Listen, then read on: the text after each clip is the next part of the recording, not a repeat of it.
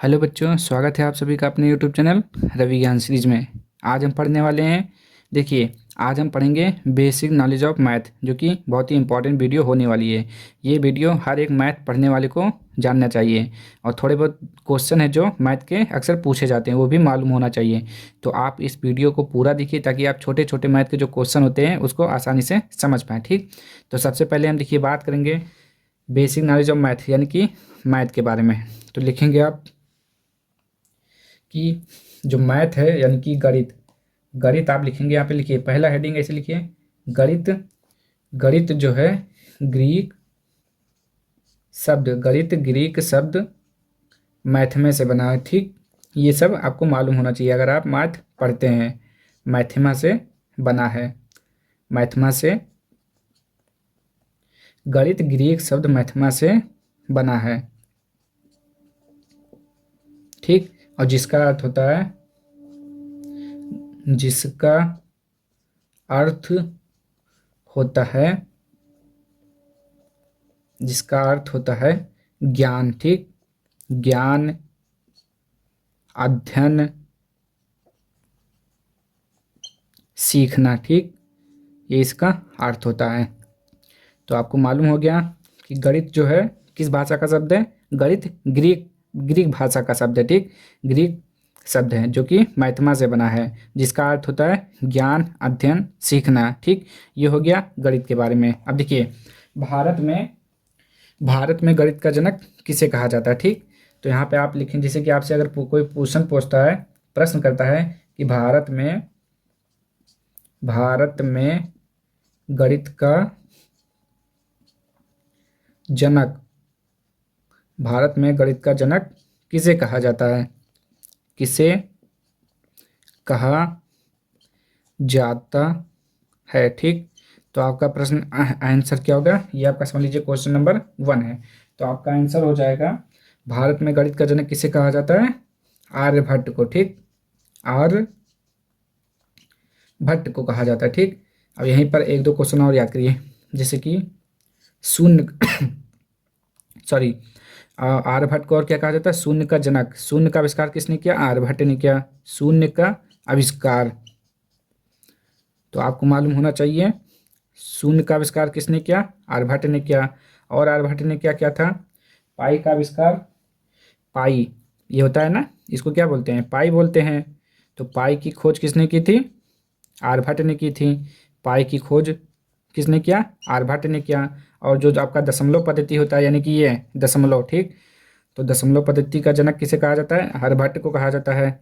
दशमलव पद्धति का जनक किसे कहा जाता है, आर्यभट्ट को कहा जाता है। ठीक, देखिए इतने सारे क्वेश्चन आपको मालूम हो गया ना कि आर्यभट्ट, देखिए भारत में गणित का जनक किसे कहा जाता है, आर्यभट्ट को कहा जाता है।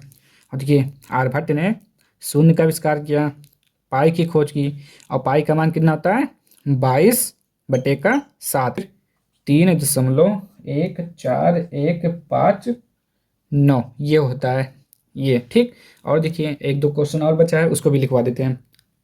ये देखिए 3.14159। अब क्वेश्चन नंबर 2 देखिए उसी का। देखिए अगर आपसे कोई पूछता है कि गणित का जनक किसे कहा जाता है, ठीक, गणित का जनक, देखिए अगर आपसे जब पूछेगा भारत में जनक किसे कहा जाता है तब आर्यभट्ट लगाएंगे, और जब कहेगा गणित का जनक किसे कहा जाता है तो आप क्या बोलेंगे, आर्किमिडीज। गणित का जनक किसे कहा जाता है, तो आपका आंसर क्या होना चाहिए, आर्किमिडीज। ठीक, आर्किमिडीज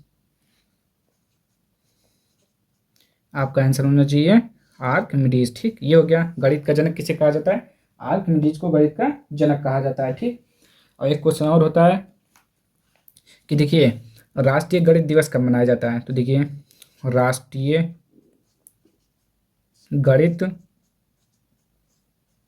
दिवस, बताइए आपको मालूम है तो बताइए राष्ट्रीय गणित दिवस कब मनाया जाता है। तो आप क्या बोलेंगे, 22 दिसंबर।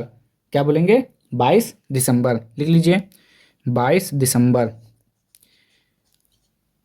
22 दिसंबर को राष्ट्रीय गणित दिवस मनाया जाता है। क्यों मनाया जाता है तो वो भी जान लीजिए, क्योंकि इस दिन क्योंकि देखिए 22 दिसंबर को क्या हुआ था, श्रीनिवास का जन्म हुआ था।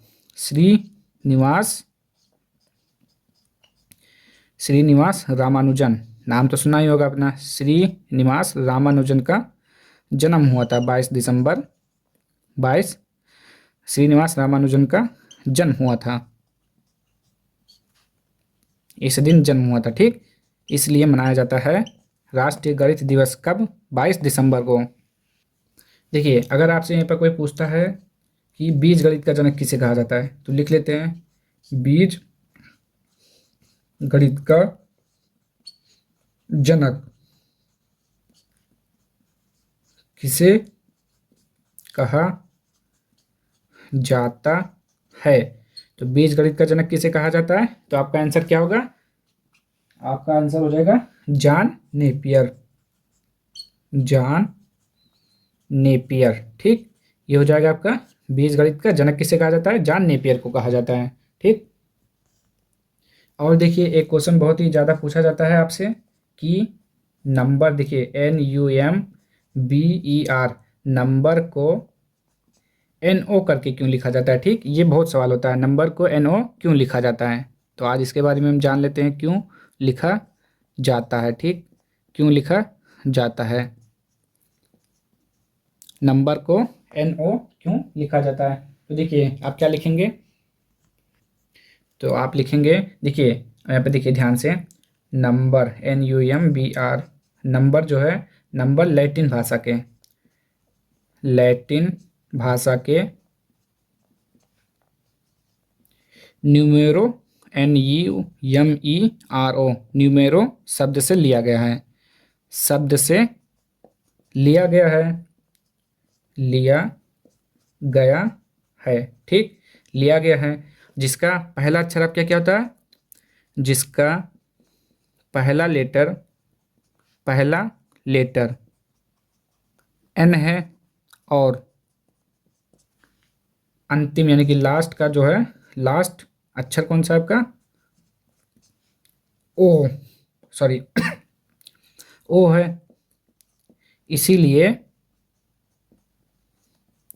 नंबर को, जो नंबर NUMBR, नंबर को NO से लिखा जाता है, NO से लिखा जाता है। आप बता लेंगे ना जब कोई आपसे पूछेगा कभी, NO से लिखा